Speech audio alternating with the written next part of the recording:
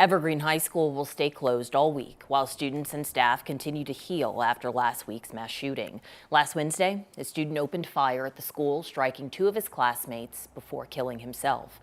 The school says the district is working on a plan for everyone to return to school.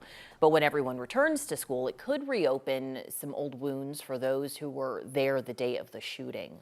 And that's why our mental health expert, Dr. Sheryl Ziegler, is joining us to talk about how parents, students, staff, everyone can kind of deal with the reminders the minute they walk back into school, because it's always there, right?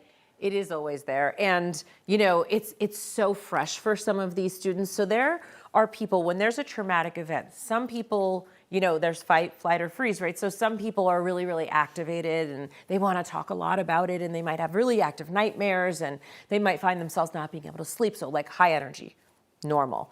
And then there's flight, right? And they don't want to talk, and they don't really want to deal with it, and they don't want to, you know, talk to anybody, be anywhere, and that's normal too. And so we have to understand that this week is going to, you could have two kids that go to Evergreen High School and are experiencing this and processing it two different ways, and it's all normal. So I really like that they've got some time, and I also like that for the people who want to be with others, that it sounds like they're doing things to get the community together. So they might be re-triggered, I mean, probably, when they go back in, and so prepping for that could be helpful.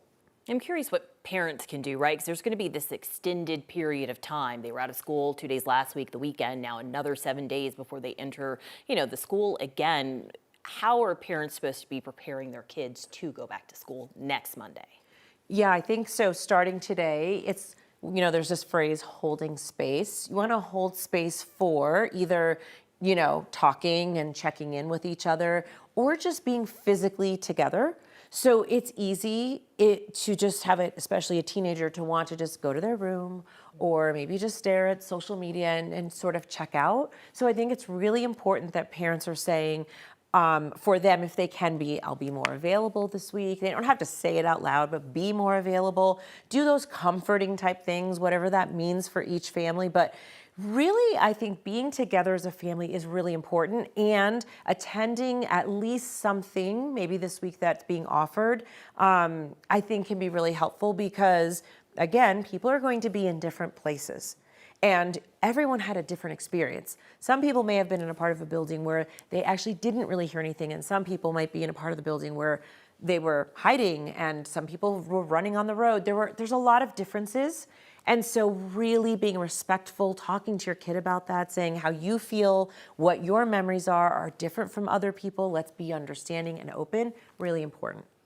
Well, we know Evergreen is kind of a unique community. Every community is unique, but that's kind of it, that high school up there, and they're really embraced by the community, which is super important.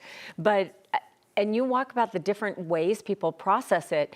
Certain things are going to happen, like we heard Kevin Vaughn's report. We're going to start seeing like what happened here, what the motive was.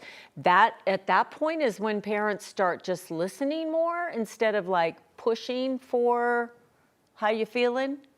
Well, you can push a teenager all you want, but if they're not ready, they're not going to tell you anyway, right? Okay. We know this. So it isn't really a time for pushing to talk, because there really are probably a good percentage of kids that are still kind of numb and not fully experiencing it and going back into the school. That's what I'm thinking. It's going to take a while for some. It is going to take a while. And that's what can be tricky about trauma, is that you think, well, this traumatic event happened and now it's been, and we prescribe things, just like grief, kind of. It's been an X amount of time, and shouldn't they be better, right? So I want to say to parents, as opposed to looking at a timeline and saying, it's been 1 week, 2 weeks, 4 weeks, 8 weeks, as opposed to that, what you really want to do is you want to say, I'm watching their behavior.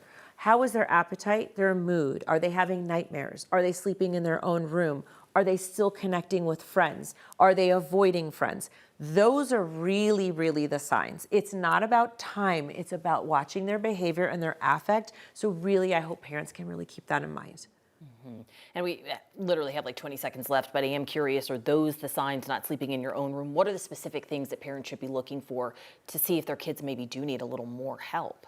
Yeah, so if they are maybe having a dramatic change in their appetite, so they're not eating as much, they're not able to stay in their room, they don't want to go out, maybe they feel only safe at home, or they don't want to even go back on Monday. There will be kids on Monday who are not ready to go back. Then that might be a sign to say, let's really watch this and let's get professional support if that's what we need. Yeah, I mean, there's nothing wrong with it. That's a great idea. Yeah. Thank you. Thank you, Dr. Ziegler, as always.